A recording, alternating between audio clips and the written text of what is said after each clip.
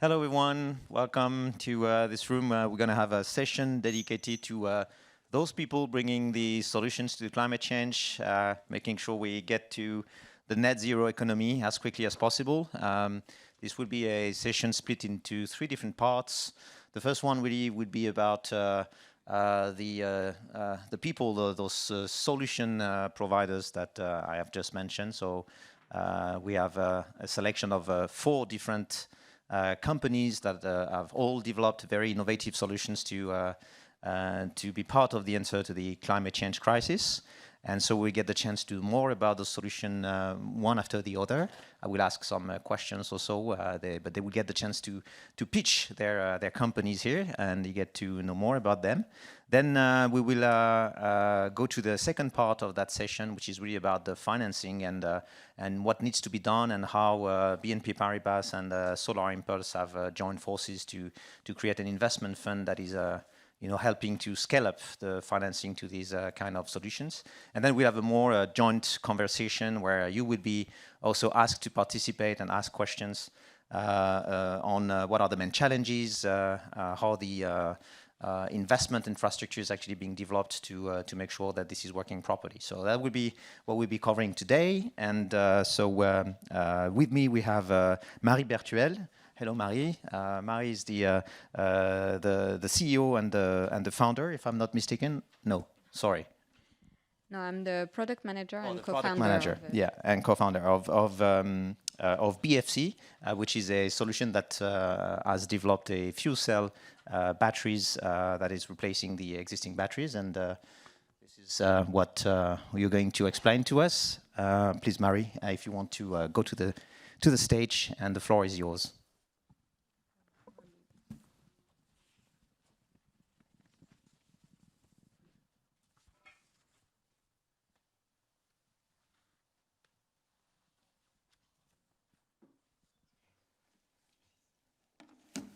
Can you hear me with those microphones?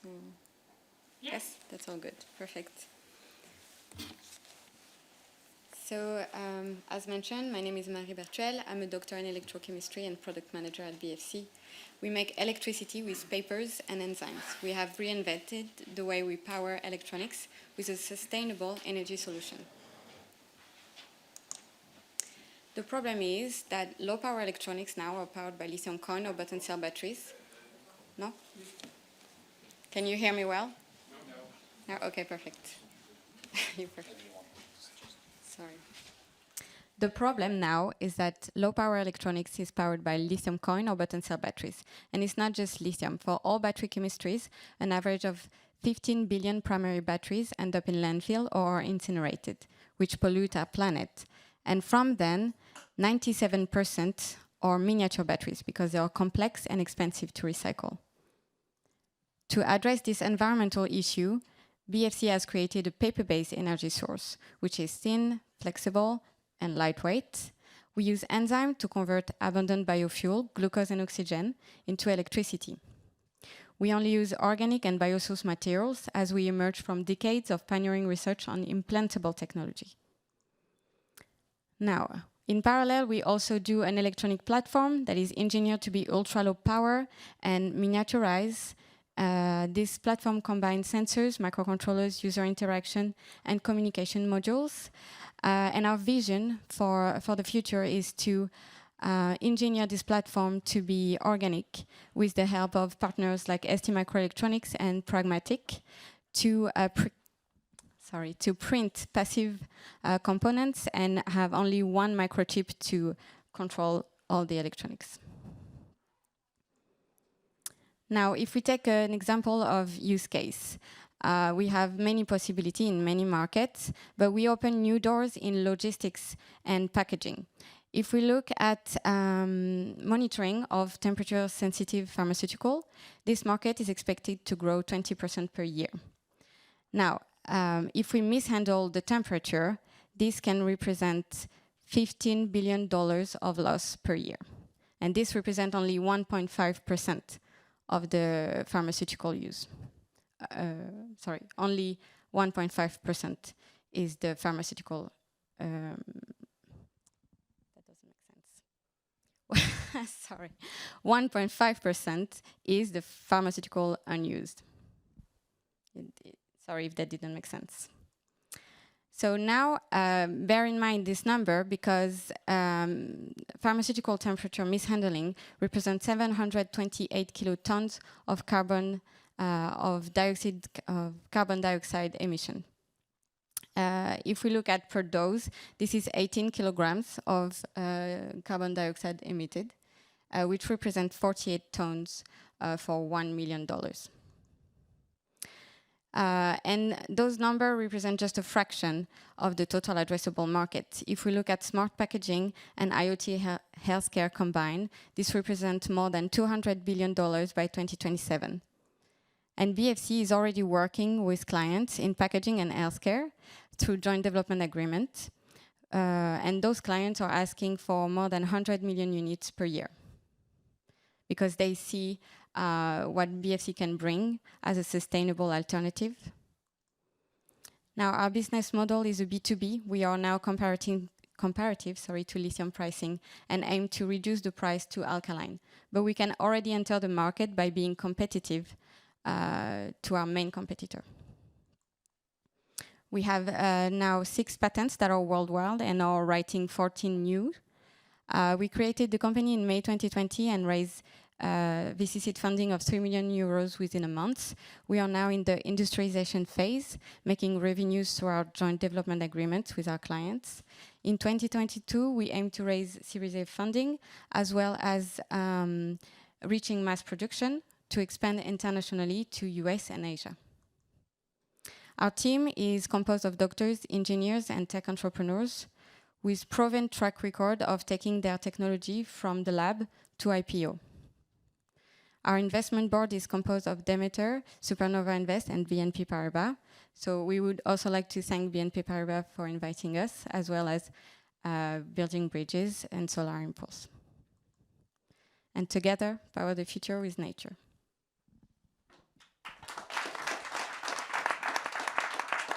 Thank you. And sorry for my...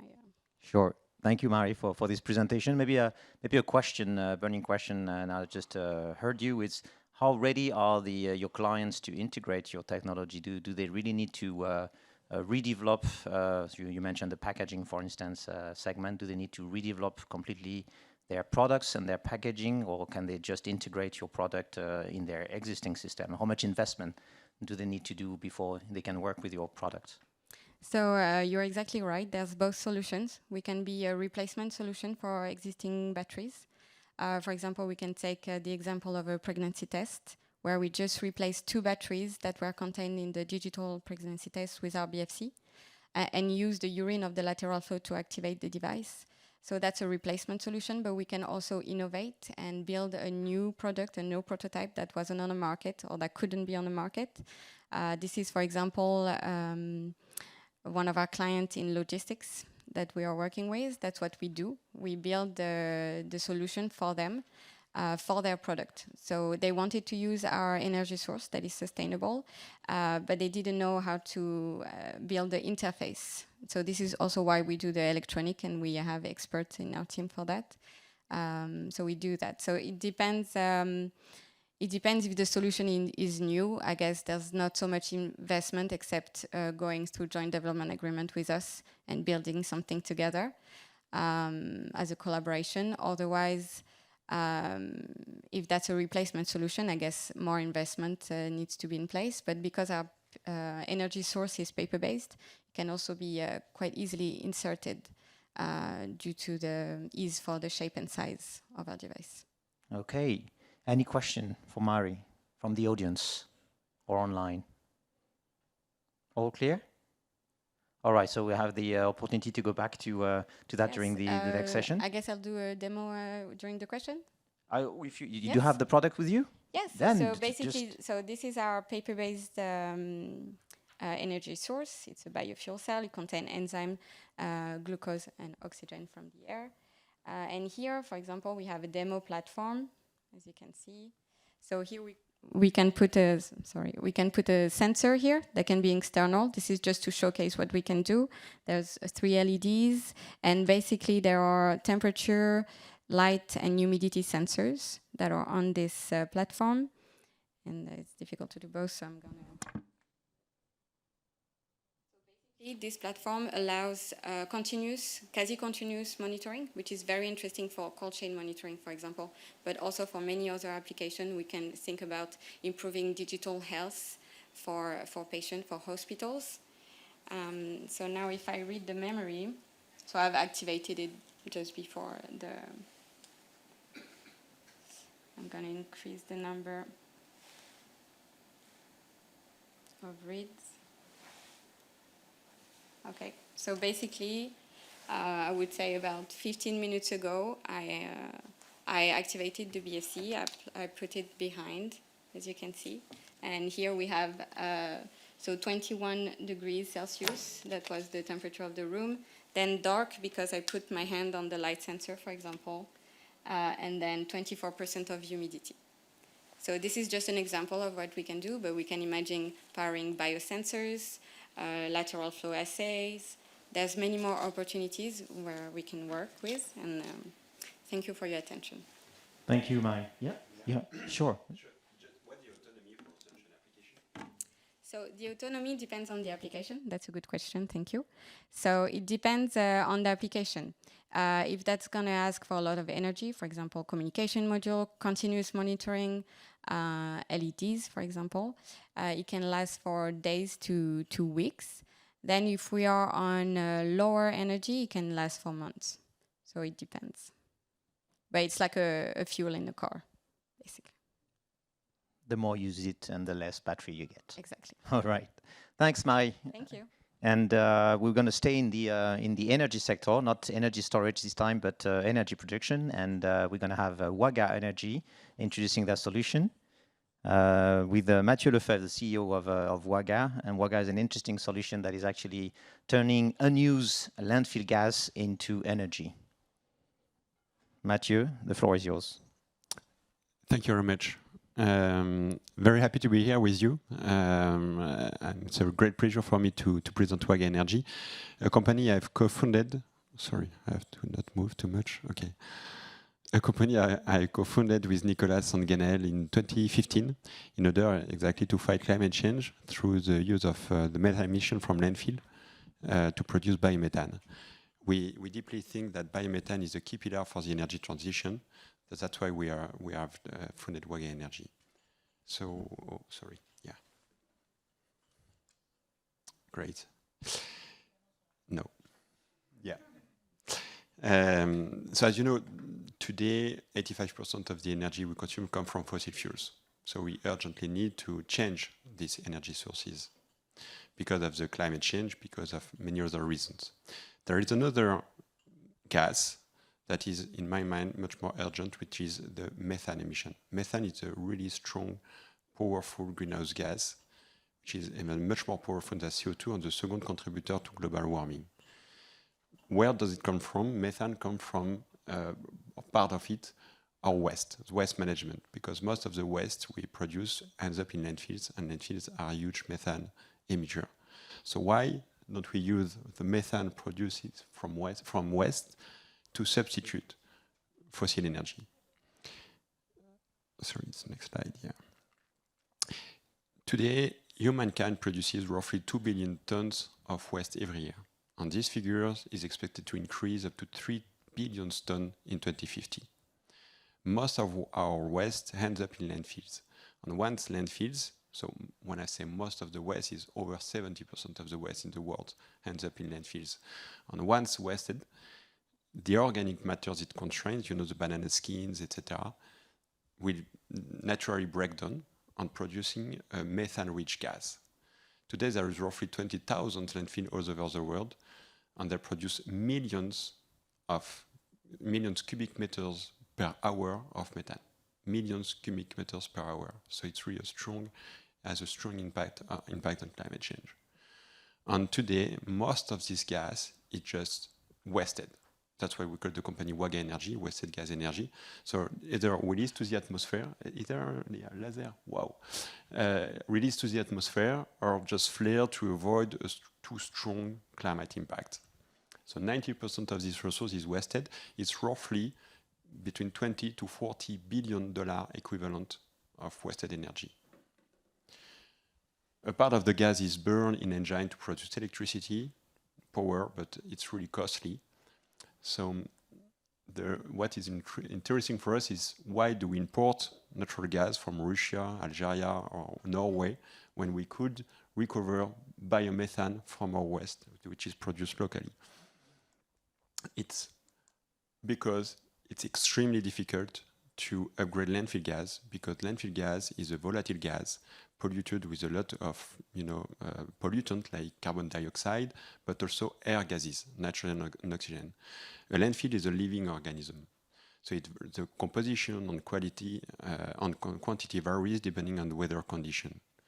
So indeed, it took us 15 years of deep R&D, first within Air Liquide, and then we spin off from Air Liquide to create WAGA, to develop a technology that is able to endure every challenges that to overcome every challenges that hindered the valorization of landfill gas. So this technology is called WAGA box, and in fact it's a technology that couples two well-known processes: the membrane separation process that removes CO2 from methane, and the cryogenic distillation process, which removes nitrogen and oxygen from methane in order to produce a pure biomethane. So to deploy this technology in a safe and I would say really fastly but safely all over the world, we decided not to sell the technology, but to propose to landfill owners an asset-free solution. So in fact, we developed the project, we fund, we design, we build, we deliver, and we operate. So we build, own, operate, and maintain this technology for the landfill manager in order really to offer a solution. So in fact, we are an integrated biomethane producer. Like you know the integrated power producer like Neoen, Voltalia, or others. We are the same, I would say, but in the gas sector. Thanks to this model, we secure long-term and predictable revenue stream, because we buy the landfill gas to landfill owners and we sell biomethane through long-term contract to gas utilities. It allows us to improve every project. We improve not only the technology, but the development, the funding, the operation, etc. So we are really the missing link between the waste management activity and the utility sector. And from a pollution, we create a resource. From a cost, we create a revenue stream. Because today the gas is a cost. It's lots of odors of pollution. So it's something that hurdled waste management companies. So we propose them to buy, in fact, this pollution. So we give an economic value. We incentivize them to capture this pollution, to sell it to WAGA Energy. So we reduce methane emission, and we transform this pollution into the most competitive biomethane on the market today, because we use a byproduct of waste management activity. So we offer to gas utility a competitive alternative to fossil fuels. Just a quick example. In Spain, there is no mechanism for promoting, incentivizing biomethane production.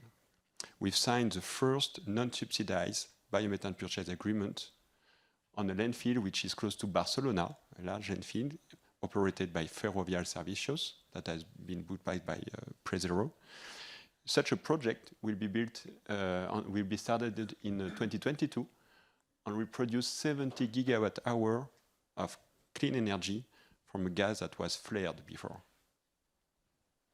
It's the evidence that we are now able, with a project which is economically viable, because we are non-subsidized, to transform this pollution into a resource. First project was built in 2017, so it's not that old, We have now 10 projects in operation and 10 projects that will be started up just next year. We have already injected over 30 million cubic meters of biomethane in the French grid network. And the target is to reach at least 100 WAGA in operation in 2026. So for this, we are building bridge. We need a lot of money. So we've performed an IPO 1 month ago. We are now public. We have raised 126 million euros, thanks also to the concourse of the Solar Impulse Foundation and the participation of Bertrand Picard. This money should allow us to succeed in developing this 100 project. But most important is this. With 100 Wagabox, we expect to be able to produce roughly 4 terawatt-hour of biomethane every year, and to save 700,000 tons of CO2 per year, over 1 million in 2027. And this figure will increase significantly in the coming years. Thanks to you all for your attention, and I'm available if you have any questions. Very quickly, because we're running short of time, but maybe one question from the audience. I think it was a very clear presentation. Yes, please, Sabrina. Thank you for your presentation. I guess you have seen many different types of landfill. What is the impact of the landfill content on the gas output? Yeah, there is, well, between the open dump, well, even sometimes in some village or cities, the waste are not even collected, you know. So this is the zero state. Then you have open dump. An open dump is really critical for the environment. It's a bomb in terms of environment, because you pollute water, you pollute the air, etc. Then you have, I would say, landfills that are poorly operated, or sanitary landfills, or even bioreactor. So there is different grade on the, I would say, the modern landfills are really, you know, leak-proof, even for the pollution of the ground and the pollution of the air.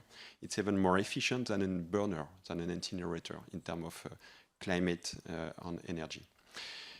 The organic content will have an impact on the production. So for very old landfills that are closed for a while, the production is declining. But if the landfill is still in operation, you know that you will be able to have some resources for decades. As an example, a landfill in the center of Montreal has been closed in 1998, so more than 20 years ago. It's still producing today 5,000 cubic meters per hour of gas. So when you store your waste, you know that it will produce for a long time. So the variation of the composition, especially the decrease of organic content in the waste, will have an impact, but over the long run. Well, the less organic, the less production possible. But the landfills are necessary, I would say, everywhere, because the landfill is not the problem itself, it's the waste. So when you spend part of your life on landfills, you are incentivized to reduce waste at the source, because it's awful. So it's really incentivizing you just by nature to reduce the waste at the stream. So you have to reduce the organic matter at the upstream. But even if you reduce significantly, there is still some organic matters in, you know, when you sort the waste, there is residual. The efficiency of recycling units are not 100%. The part of the recycling flow are still going in landfills with a part of organic matters, and this gas has absolutely to be captured to avoid the methane emission. And we're going to stop there, because otherwise we won't have enough time for all of the other sessions. And yes, we're going to move to the next solution, ALR, with Mark Johnson, which is the CMO and co-founder of ALR, and he's going to tell us more about this solution. Hi everyone, delighted to be here.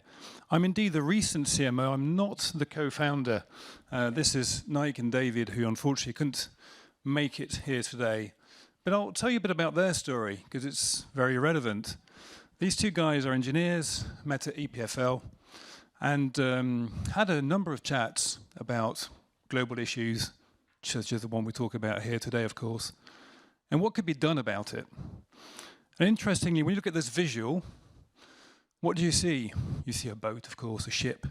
And there's been a lot of work and effort done on boats and ships in terms of planning how they could be more fuel efficient and better for the environment. Lots of work going on there. But the other thing that's very visible there as well is the containers, of course. And that was their initial insight, is like, fine, a lot of work has taken place on the boats, But how about those containers? And if you look at those containers a bit more closely, there's a couple of striking facts.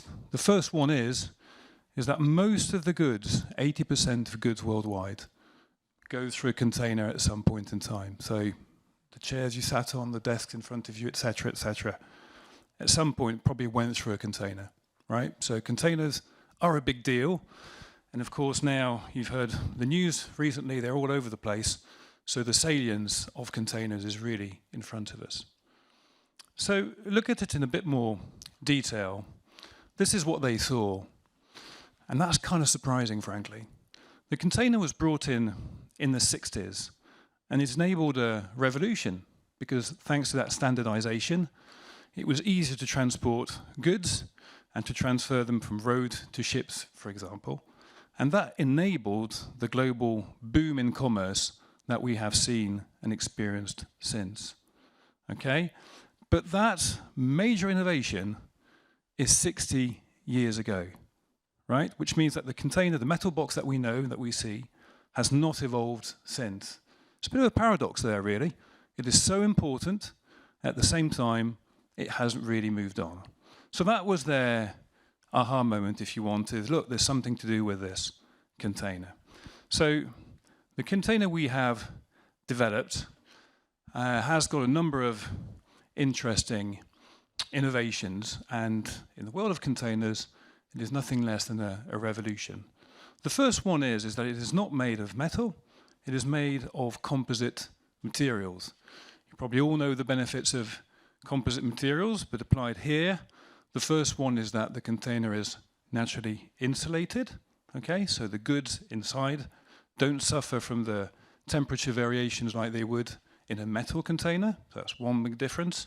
For a number of goods, that is a very big benefit, because to date, either you take a metal box or you take a reefer, which is a refrigerated container, which has to be heated or cooled down, which takes energy and which is more expensive. Okay, so that's naturally insulated, passive insulation if you want. If you think about houses, insulated or not, it's the same kind of benefit.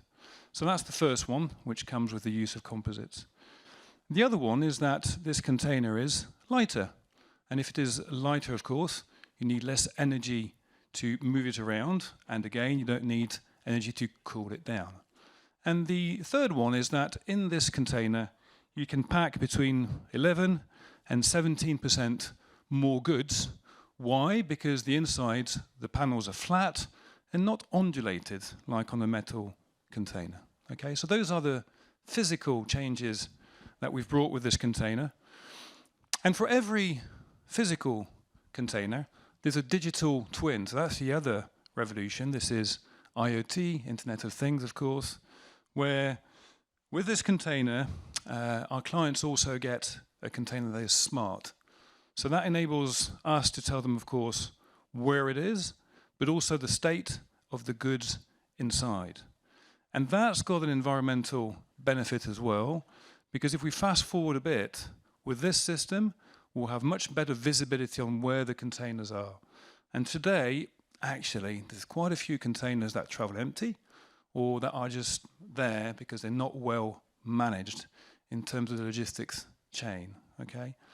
Some estimates say that up to 1 in 5 containers that are traveling the oceans are empty. So just imagine, with a bit of tech, the difference we can make if we reduce that by even something like 10%. Okay, so this is another major benefit of this revolution. So if you bring all this together, you know, lots of things that can be improved both for our clients, but also for the environment, thanks to the reduction in weight and also the visibility that this container enables. This, by the way, is real.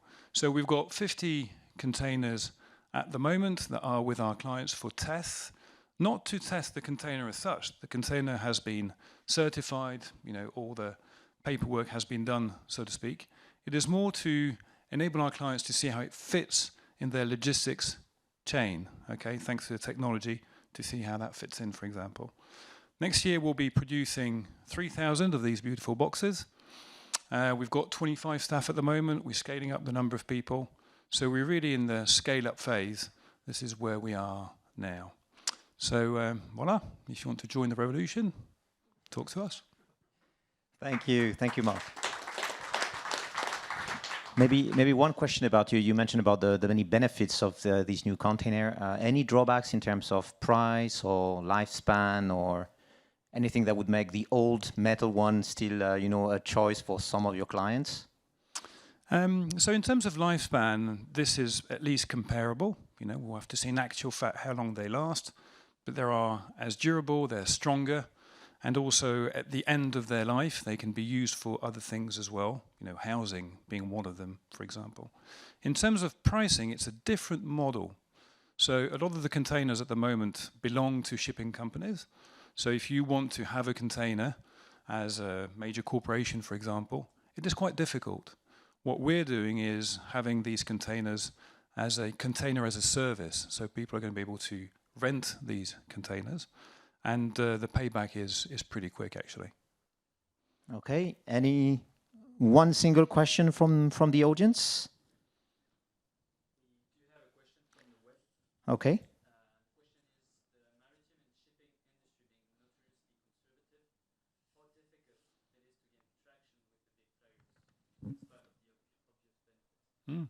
I think that's something that all the innovators here and probably watching us are experiencing. Whatever the sector you're in, if you bring a lot of change, we're part of log tech, right? So technology for the world of logistics.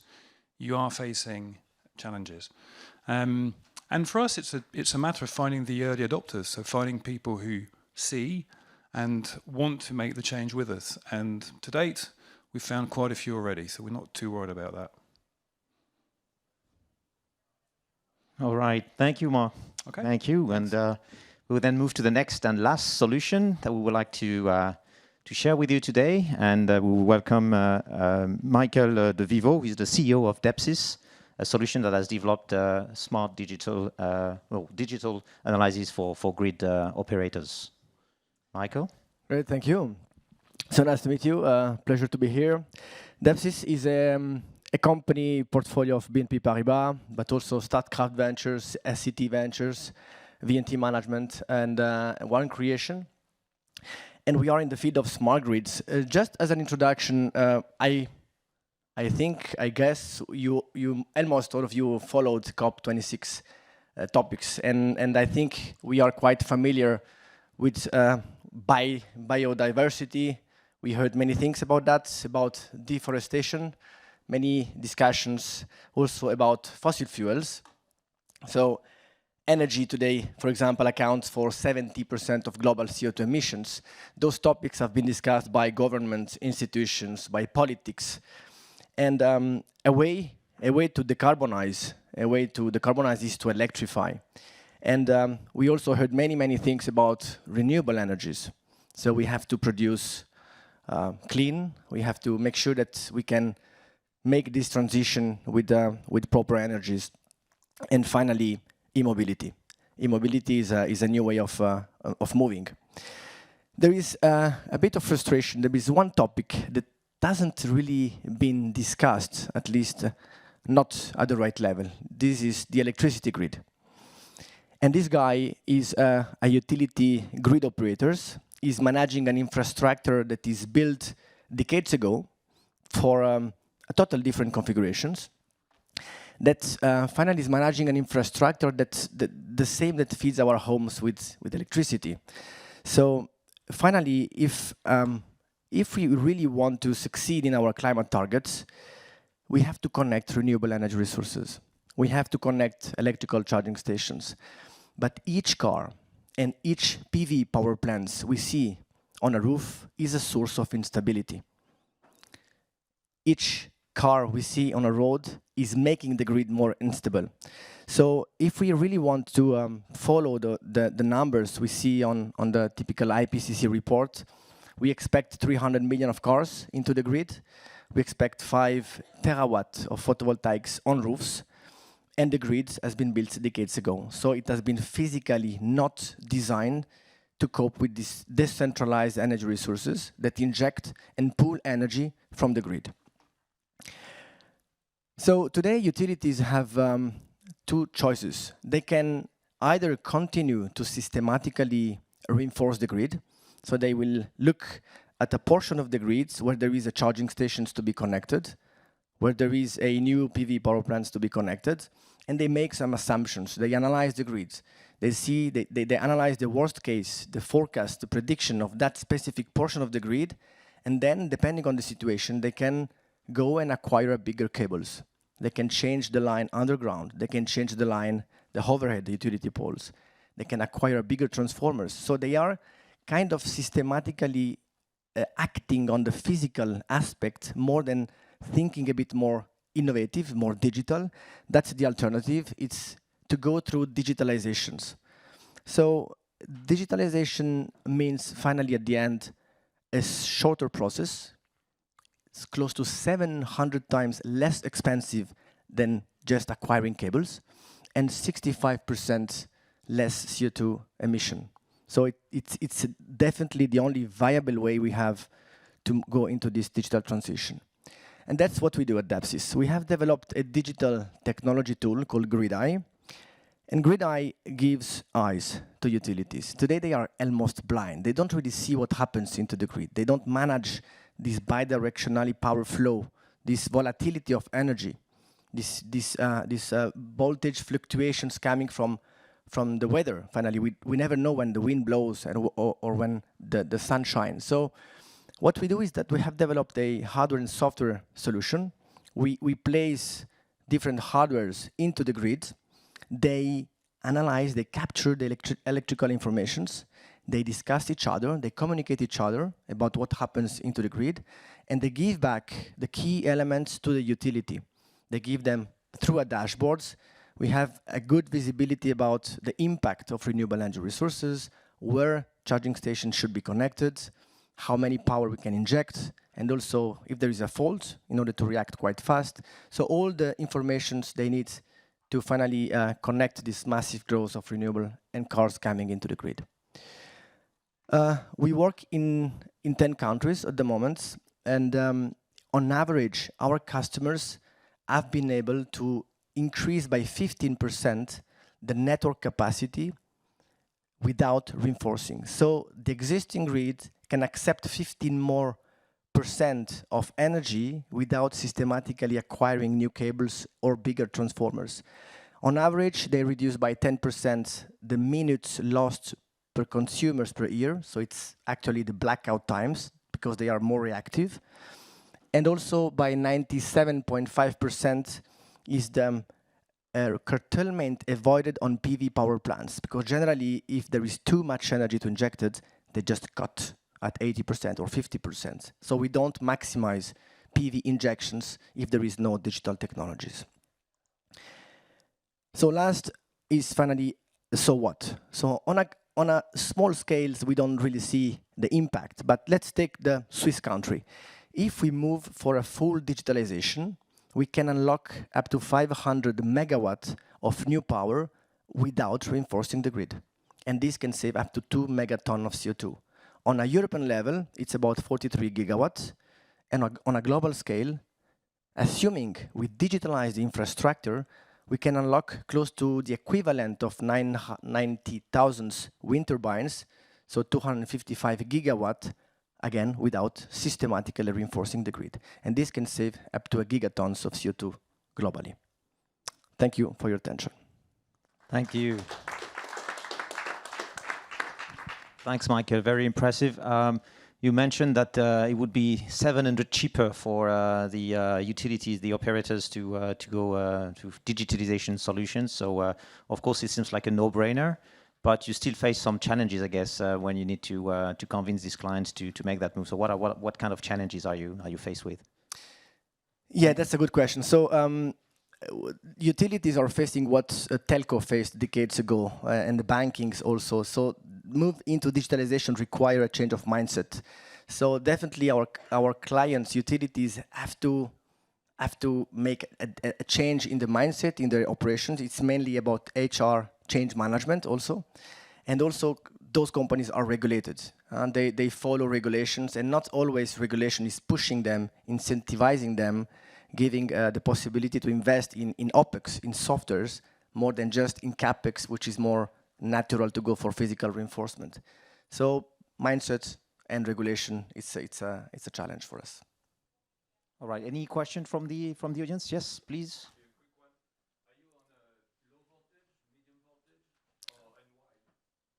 Medium and low, because close to 95% of distribution will be connected there. So the transition is happening at the last mile of the grid. All right. Thank you, Michael. We're going to stop there for the presentation of the solution. We're actually running a bit short of time, and I'm going to ask Sabrina and Olivier to join the panelists on stage. I wanted to introduce you to Sir Olivier Varnon, who is the investment director at the Ecological Transition Capital team at BNP Paribas, and particularly in charge of this investment fund, this new investment fund, the BNP Paribas Solar Impulse Venture Fund, and Sabrina Cipulo, am I pronouncing that correctly? The Italian way? Okay. Sabrina Cipulo, who is the head of operation at the Solar Impulse Foundation, and those two institutions have joined forces to actually accelerate the financing of these innovative solutions. Some of them have been presented. BNP Paribas is not investing in all of those solutions yet. We also saw that they are in different stages of development, and the idea was to better understand how this partnership actually came to place, what each of you guys bring to the table, and how the fund is working. So maybe if you want to start by quickly introducing the partnership so that we know how it works, and then we can move to the investment strategy. Sabrina, maybe. Hello, everyone. Thank you for having us here. So we are very proud, first of all, seeing our solution pitching so well. And the Solar Impulse Foundation has joined forces with BNP since the beginning of our project. So it has been a great partnership. We have worked together on several topics. Maybe we have the chance to go into detail later on. But as of today, and in particular, we want to talk about the fund. The idea is really to go further together. So we have, as you know, identified 1,000 solutions as part of the Solar Impulse Foundation project. We keep identifying solutions, but now the aim is really to go further and implement this solution. And that's why this partnership is so great, because we can really bring value to this solution and do the next step, which is really relevant for us. But maybe Olivier want to add something. Maybe, yeah, thanks very much. Maybe a word on where we're coming from. The team I represent has been working in this investment environment for the past 5 years. We've been charged by the bank to deploy a 100 million euro equity line. So the bank's own money we've been deploying for the past 5 years in clean tech startups. So Depsis is one of them. And so we've built this experience and skills around in the past years. And obviously, when our partner Solar Impulse asked for who would be willing to join them to build and launch an investment fund, we were quite happy and proud to be selected to do that job. So it's really about where we're coming from, what the banks have been doing for the past 5 years, and basically continuing that road with Solar Impulse. Am I going to be a bit schematic by saying that the Solar Impulse Foundation is actually contributing to feed the pipeline of deals and basically qualifying the solutions, and then BNP Paribas is of course the part of the partnership which is reviewing also the financial dimension of these investments and also of course providing risk capital. Would I be right absolutely. To phrase it this way? That's a good way of presenting it. It's probably a bit larger to some extent. We obviously, the BNP Paribas team has been doing that for some time now. So we've got this network from also fund partners. We've been investing in funds as well, and we'll keep doing that. So it's very important. But the labeling process, and Sabrina will talk about this, I'm guessing, is very important to us because we're now entering the market with a unique solution where basically you've got this third-party label stamp on each solution that will be in the fund. So that's something other funds actually don't have. And we've seen that today. There's a lot of buzz around clean tech and clean tech investments, a lot of green funds happening. And ours is actually relying on an external process, third-party assessing, those solutions and their impact. So we do believe that it makes a great difference on the market, making sure that for investor joining the fund, because that's also the revolution. The bank has been putting its own money at work for the past 5 years. Today, the fund, so this 150 million euro fund, will be invested by BNP Paribas for half of it, but the other half is coming from external investors. And I think that's, to complement your question, is about the pipeline. This project, this fund, is also about gathering energies. And so the leading partners, the investors we're targeting and we're offering to join us, are basically, forming some kind of club deal or coalition. So every goodwills are welcome. So the deal flow will also be coming from our investors. We're hoping to open the funds to the Solar Impulse partners, obviously, the large corporate and institutional clients of BNP Paribas. It's obviously a fund dedicated to professional investors. We're talking about venture capital, so makes a lot of sense. But it's really about joining forces and not just us. All right, and so it means it goes in both ways. So if you do come across some nice projects that are not labeled by the Solar Impulse Foundation, I imagine you would bring them to the team so that you get their advice, and maybe those solutions can become labeled solutions as well. Am I right? So yeah, that's exactly the idea. So we have the solution that already received the label that could be interesting for the investment fund, and also new solution. And we, of course, help them on a tailored approach to complete the submission. The label really brings credibility. We do work with more than 350 experts across the world, and that gives a bit our input in this project, bringing the credibility of the label, but also the expertise from these experts from our network. And that's a bit, I think, why this investment fund is so powerful, from the credibility and the different mix of expertise that we can put together. All right, can you maybe let us know a little bit more about the specifics of the funds in terms of, so you mentioned it was a 150 million euros. It's of course private equity. What kind of stage do you invest in? How long is the fund? Sure. So the idea is for the investors, we'll make it as market standard as possible. So it is a venture capital fund. We would be looking at companies probably raising from Series A and beyond. So with the technology that already works, so limited technical risk, although we're happy to take some, and with initial tickets up to 5-6 million euro, with the idea to follow on. It's a 10 plus 2 years fund, so we do have a lot of time to support those companies going forward.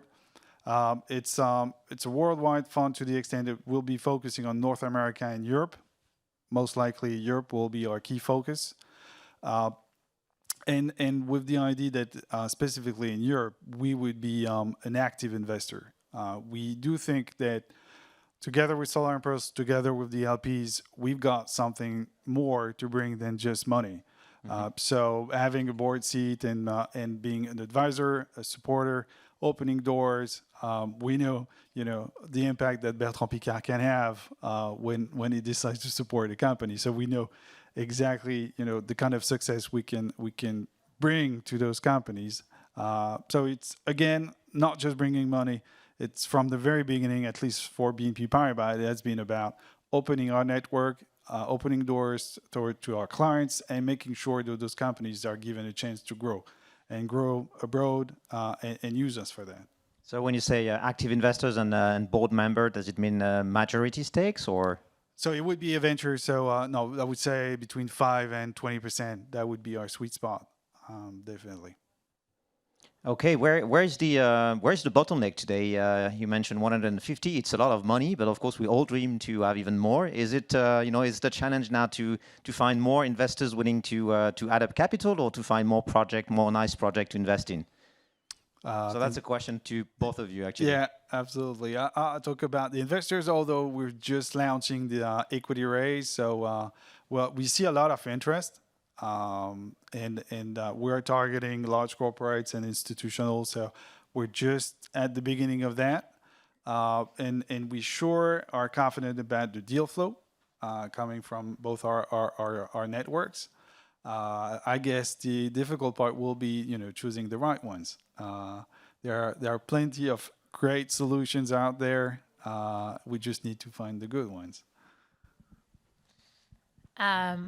Regarding maybe the labeling process, the biggest challenge for innovator, maybe they can tell you, it's sometimes finding the time, especially for small companies. The CEO is often also the CTO, the CFO, the engineer behind it. So they want funding, but still finding the time to sit and do the application and do other things rather than just the business important needs is the challenge. So I think from that, they're all nodding. So I guess it's true.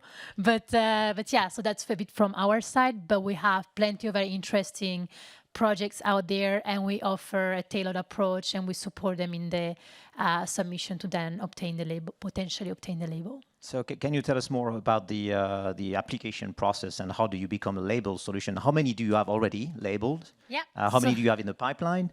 And how does it work exactly? How do you become a label Solar Impulse company? So to keep it simple, you get excited by our outreach team, which explain you all the benefit of the label.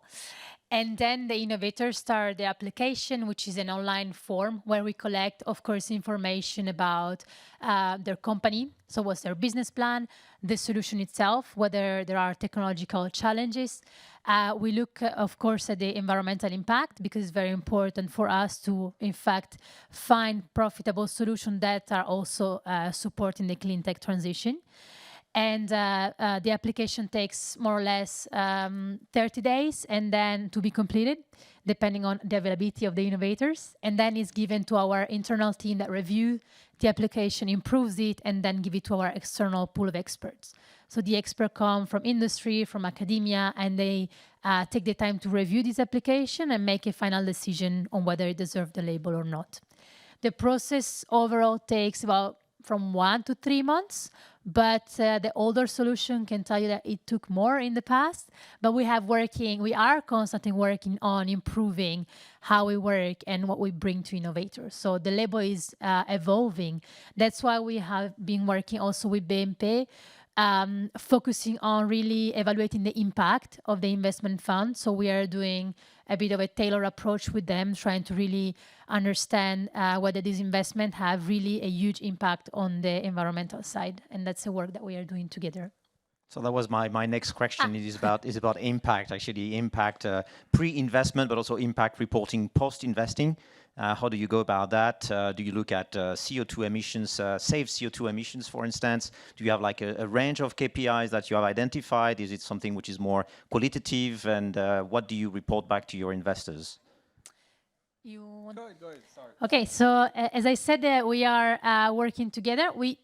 I don't want to say too much, otherwise our competitor will steal our because the reporting is the hotspot. Everybody wants to improve. They're not competitors, they're colleagues, actually. No, but you never know on internet. So yeah, the idea is that we are trying to work together in establishing the best KPI to track the impact before the investment and after the investment. We have this dedicated team that is working on this topic. We, of course, look at the CO2, but there are other metrics. But as you can imagine, they're very different depending on the solution because we cover so many SDGs.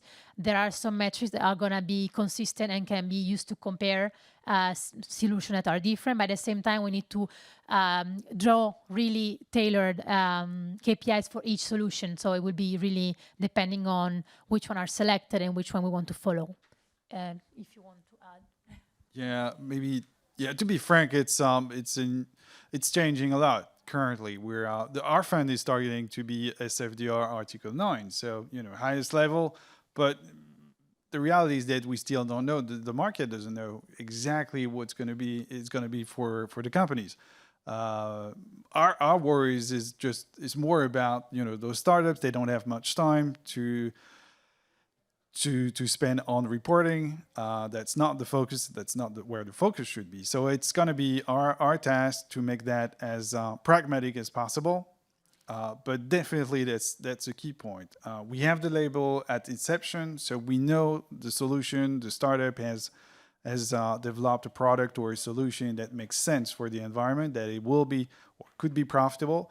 And then we will set a few KPIs but really, dedicated for each company, some KPIs that we will be following, and hopefully making the less painful for the startups going forward. And obviously, at the time of divestment, there will be an audit and making sure that we've met our goals. But I think pragmatism is the key word for us at this stage.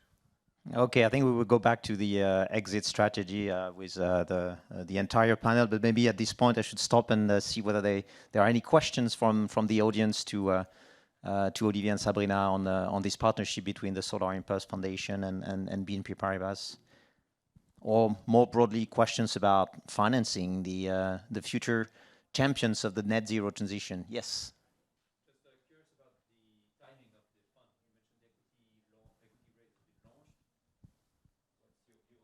So we're lucky enough to have the commitment from BNP Paribas already. So we don't need a lot of money to get to the first close. So we're targeting first quarter next year. Having in mind that we're still investing, we're currently finalizing 2 investments as we speak.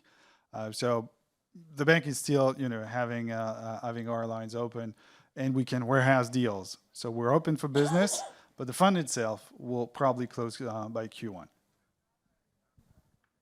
Yes, Rodolphe.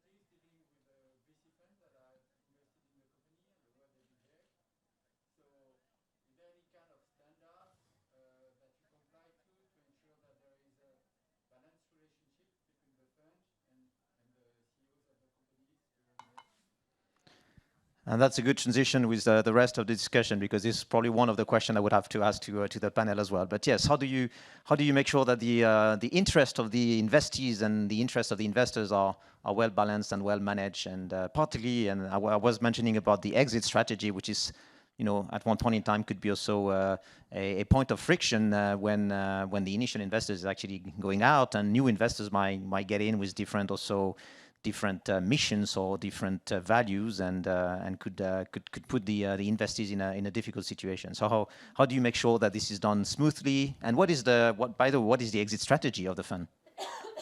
Trade sale, IPO? Oh, whatever.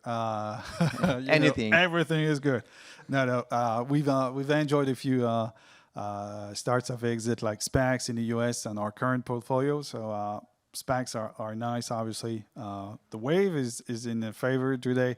We'll see how it evolves, but there's no perfect rule. What we've seen, and we'll discuss that, is IPOs are now on the table for European companies, which was not the case a few years ago.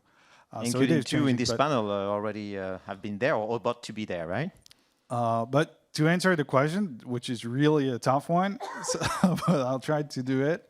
You're right. I mean, it's complicated to deal with CEOs, founders mostly, because CEOs only are more like employees of the board.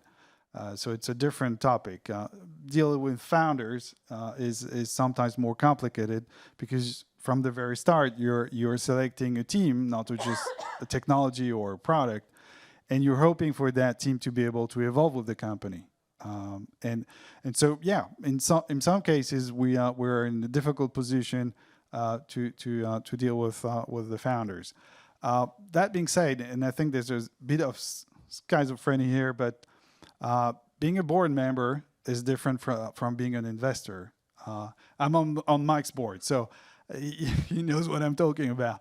And as a board member, the first focus is the company, not the shareholder that has nominated me, but really about what's best for the company.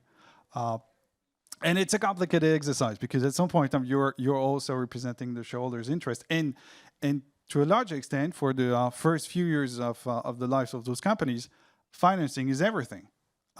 They're going to raise every year. So if there's not the support from the shareholders, the adventure will stop. So yeah, not an easy one. I think having board members as individuals makes the difference, because you're responsible, you've got personal liabilities, and your focus should be the company. So I think that's where we have this common interest with the founders and CEOs.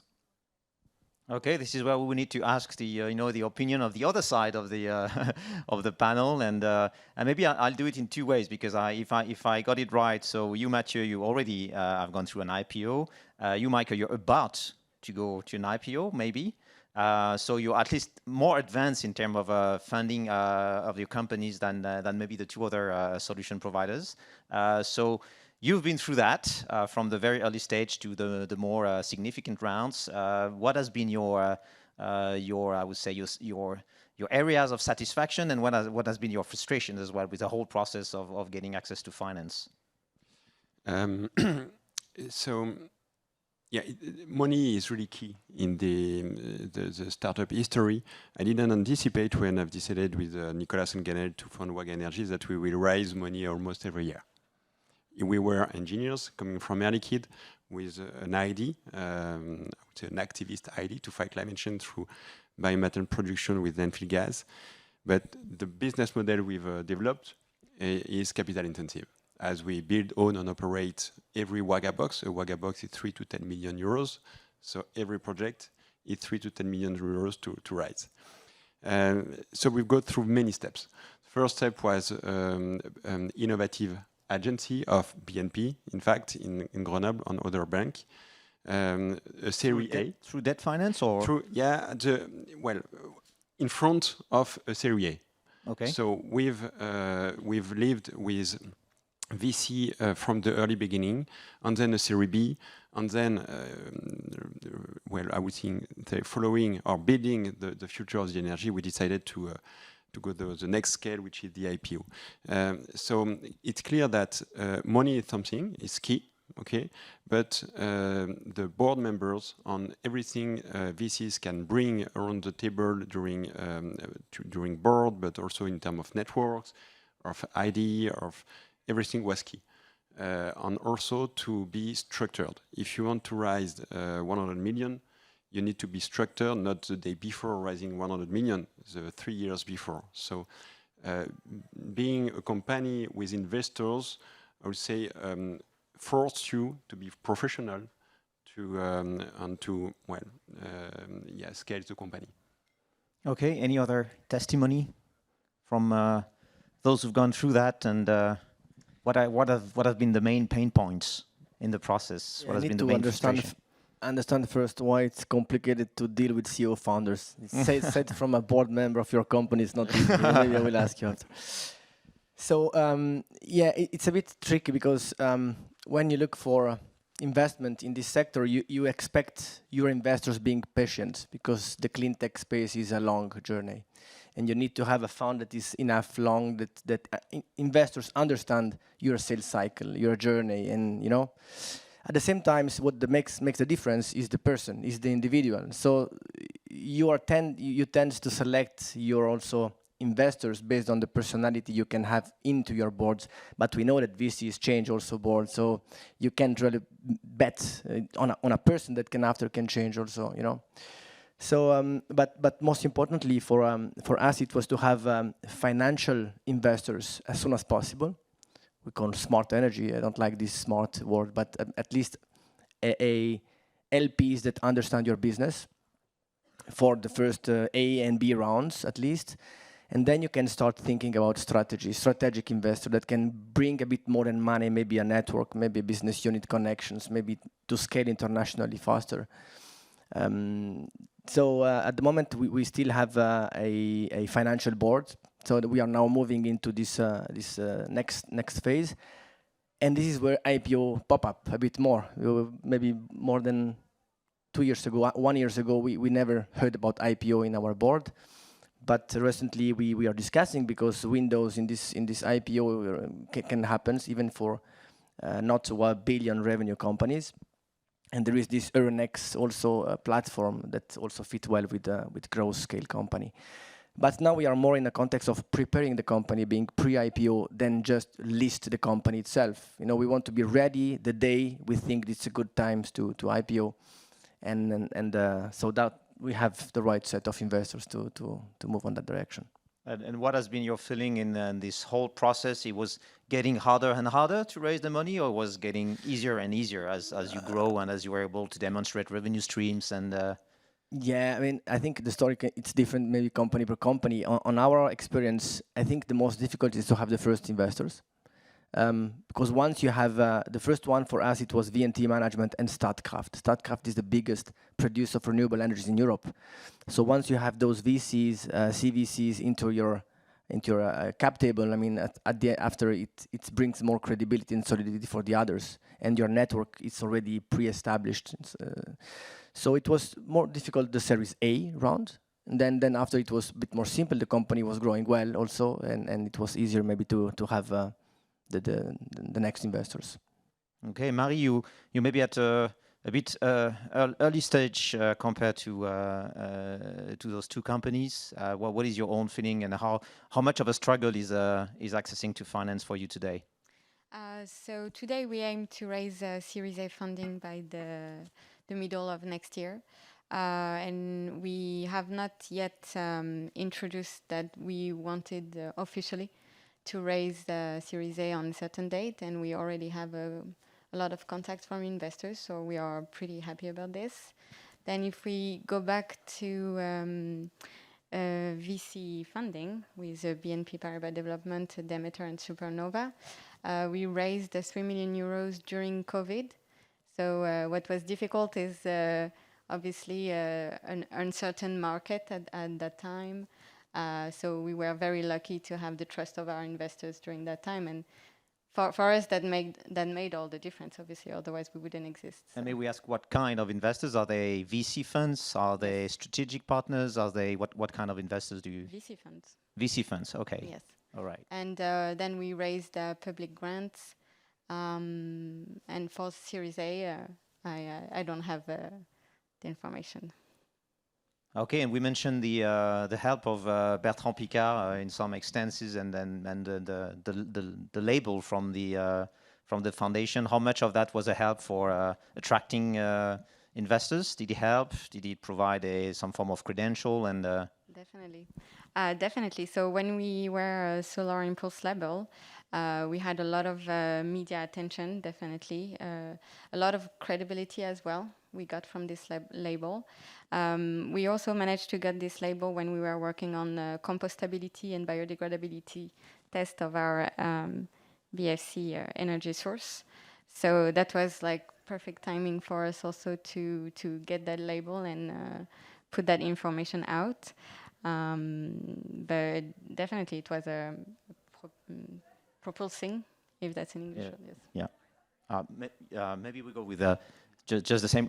Basically, I know that you've. I think I understand you joined the company a bit more recently, but you have big plans for next year, which will require also a lot of capital. So yeah, correct. I mean, for context, we're at the pre-Series A level at the moment, which we are finalising.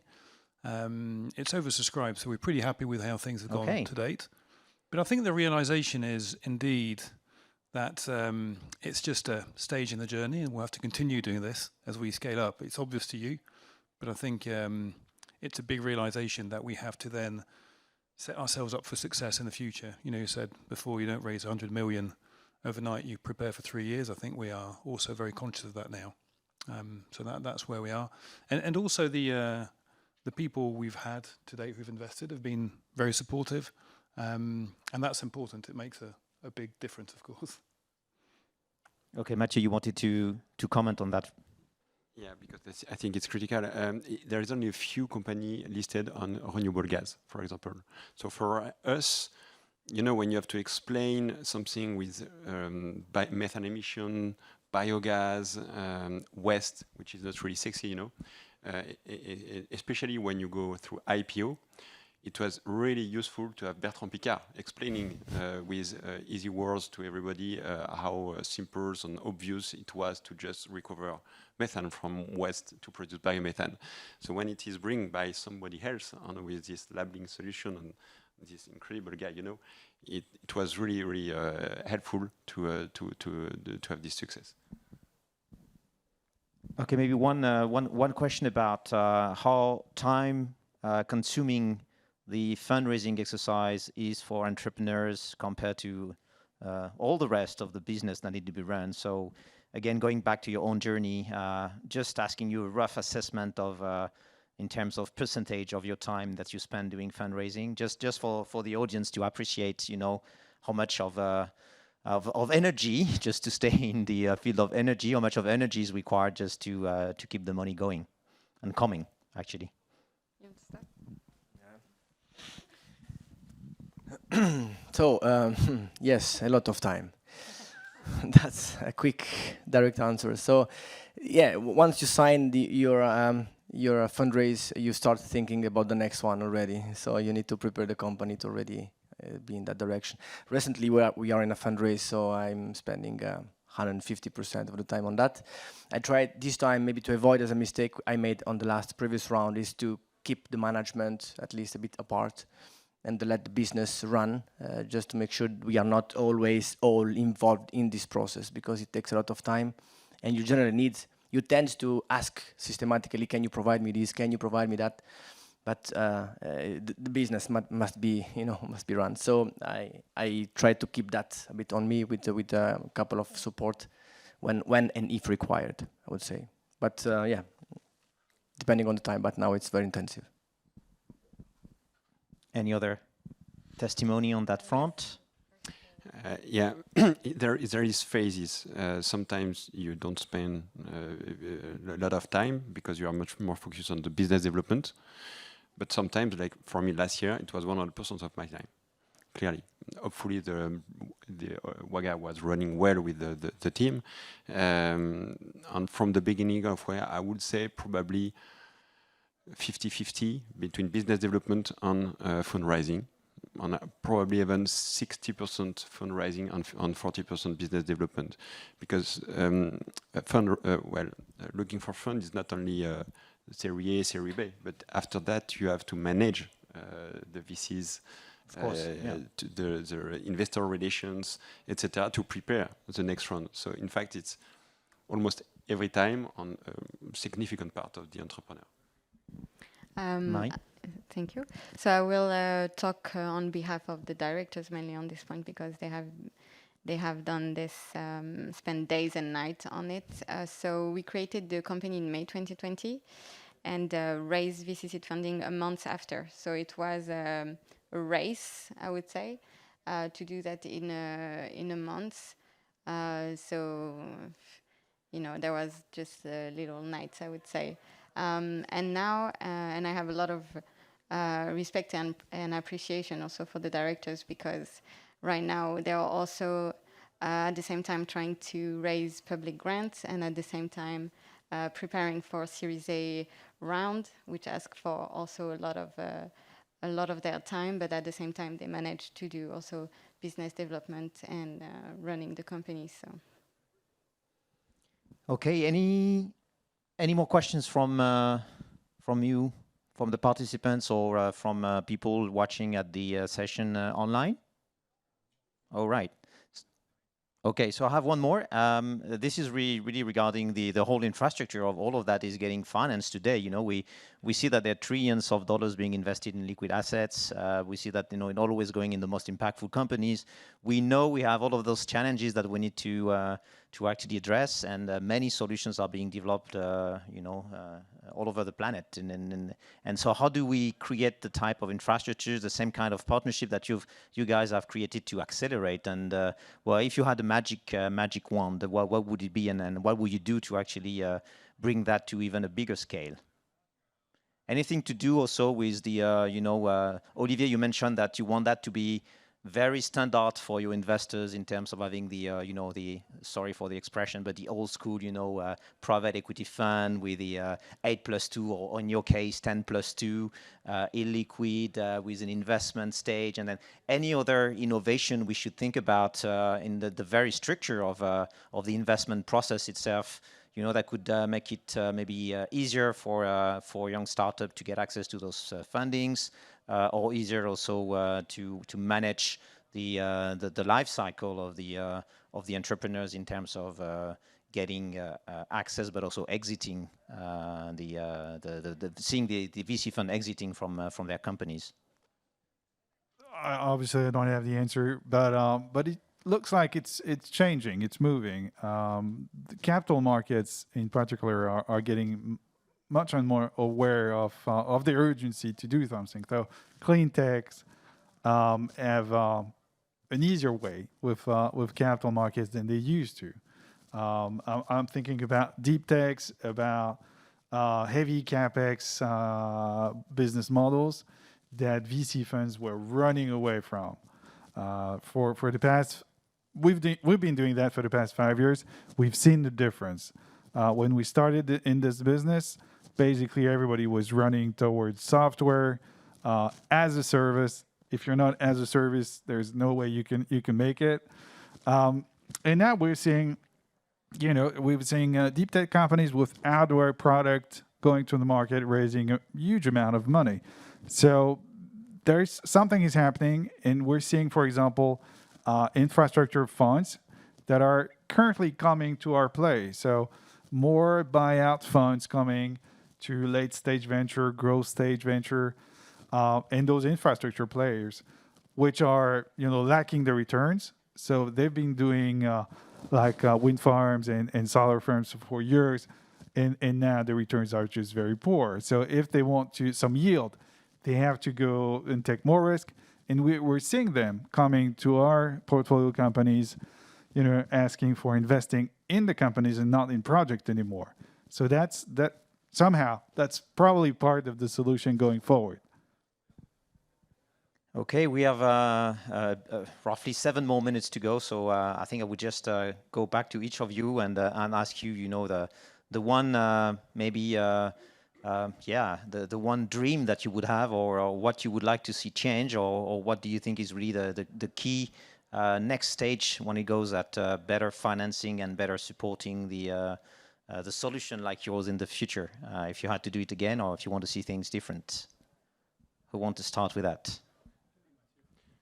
Thanks. With the easy one. And sorry, Mathieu, you want to jump on the last question. In fact, what would be helpful?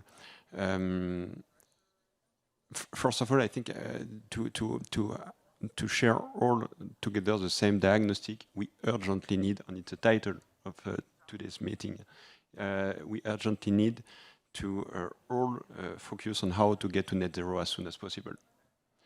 And I think the key point for VCs is, VCs has to be trained, educate, to understand or to anticipate which solutions will be profitable in this new world, in fact. And it's what the Solar Impulse Foundation has tried and has pushed for years now, and it's critical, because if there is no profitability, forget it. You won't find any more money, and people don't like to lose money. So I think the really first point is to continue to push for that every citizen on this earth have the same objective of having a sustainable biosphere.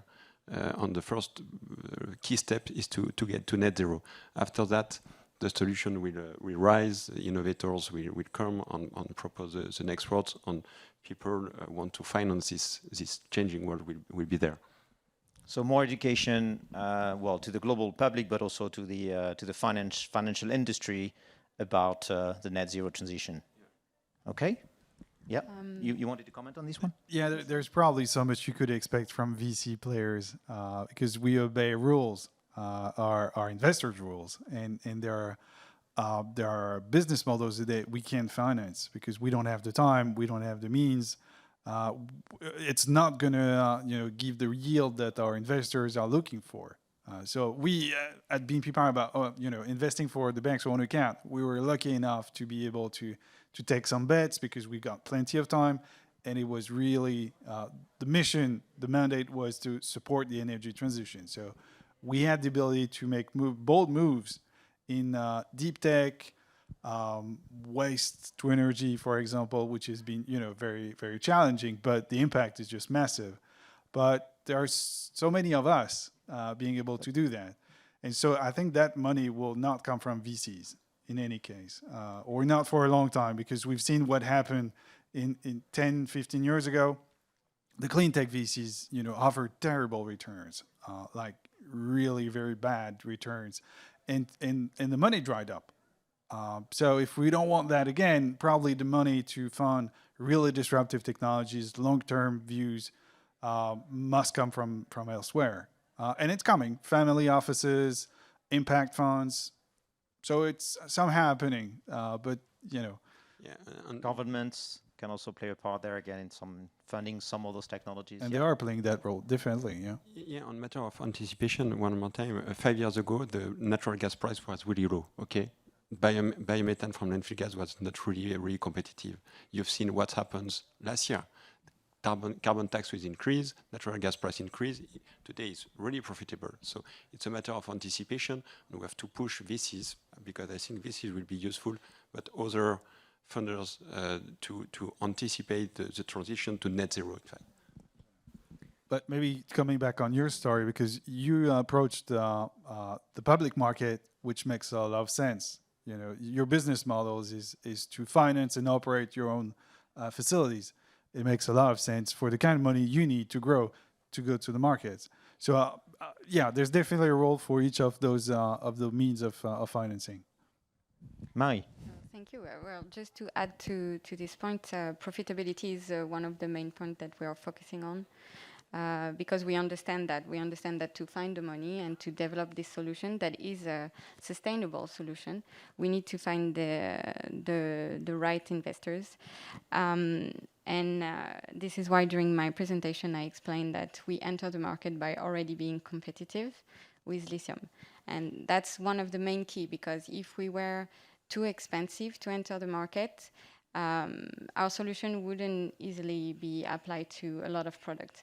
And what we want to do is offer this solution with a viable economy, especially a viable price, to enter the market easily. We are targeting applications that are short-term, short use, for single use, single patient, to reduce the impact on the landfill. So so that was just to add on this point. But also we think that we need to think about our energy solution as a solution, but also ourselves. What is our impact when we work, when we construct BFC, when we construct the production line? What is our impact? At every stage, not just our solution, but also as person, as employees, and as industrials. Finding some purpose in your job as well. Yeah, exactly. Mark. Yeah, what strikes me out, so we're in the logistics industry. We're part of the LogTech, so we're bringing technology, and I think that industry, like others, will benefit from it. And that's what we can do. And with our containers, the gains we are making multiplied by all the containers out there can make a really big change. But at the same time, we're one part of it. And, back in sync with the building bridges theme, the other part of it is consumers. And, when you buy a pair of trainers, you expect them to be delivered to your door the next day, and you buy two so you can send one back because it's not the one you want, etc. That puts a lot of strain on the logistics industry. And I'm not sure it's the most responsible thing you can do as a consumer. So we can do our bit, but that's just part of it. And that's why, this foundation, this conference and other things, to educate people, failing a better word, is critical. If not, we're not going to make the difference that we want to make. Very good point. Thanks, Mark. Michael. Yeah, so I think in our business is about regulations. Our customers, utilities or DSOs, distribution system operators, are regulated companies. So if there is not a push from the top, from politics, from governments, it will be difficult for them to accelerate on that direction. So we expect some regulation change. For example, in few countries you have this new way of acquiring for DSOs. It's more TOTEX oriented than CAPEX oriented. So they have the choice to split and to acquire SaaS typical technologies. And when you look at VCs, generally they like SaaS, but they should know that in our space there is not too much SaaS customers ready to pay SaaS, right? So I think regulation is pushing really on in some countries on that direction. So we expect envelope to be a bit more important for technologies. I think Solar Impulse is playing a role in that context to also influence a bit the ecosystem to push for money coming from governments. So that's my view. All right. Marie, and then we go back to Sabrina for the final word. We can, No, go, Marie. Go ahead. Go ahead. No, I can't.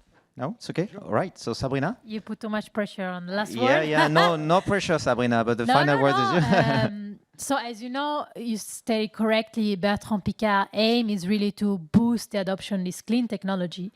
And to do so, we want to influence the government and make sure that the regulations are adapted.